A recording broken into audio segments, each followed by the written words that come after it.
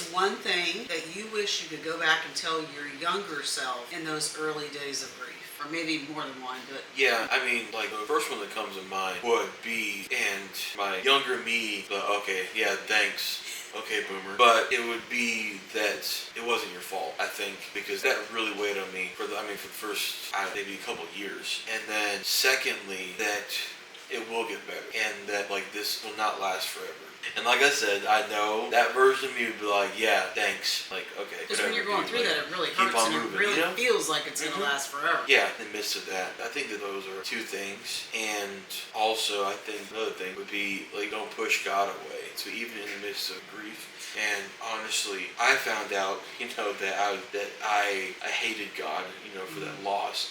So I had to move on from that, and I didn't need to forgive God because God wasn't asking for my forgiveness. I needed to realize that I had that hate and then turn that back to love for God. And because at the end of the day, there will be moments where no matter how good everyone around you is at helping you, that they cannot help you anymore. And so you can have the best mom and dad, the best friends and family and everybody else around you. There will come a moment, a day, a time where they can no longer help you because they don't have what you need. Only God has that. Yeah, some things are just too deep, people.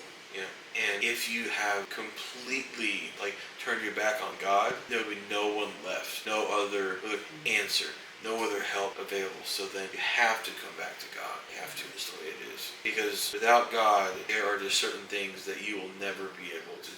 Now let me ask you this on a related note. Was that a one and done decision, or was that a process? Or you don't have to go into a bunch of detail, but I have a feeling that's like forgiveness, where it's not a one and done. It's kind of something we have to work through, finding our way back to God. Oftentimes there's a sincere prayer of the heart that triggers it, but our enemy, Satan, is not just going to stand back and be like, oh, you want to be right with God? Okay, I'll let you. He's going to attack that. So, was that a process for you? Yeah, definitely. I think so. The initial process, just realizing that I hated God, and then I forgave God, and then realizing that that's not what God wanted because God was never asking for my forgiveness, and then dealing with that whole part of it, so just all the little things. And so my heart's right in a way at that point, but then I had to go to the next step that, okay, God doesn't need me to forgive him. He just needs me to trust him and come back to him. And so, that was years. And then there's the whole process of keeping your heart right and not falling back into self-reliance. So I think that it's one of those things where every day you have to kind of re-up on that. Which, as believers, that's Jesus said, take up your cross daily. Yeah. So, he gave us plenty of warning.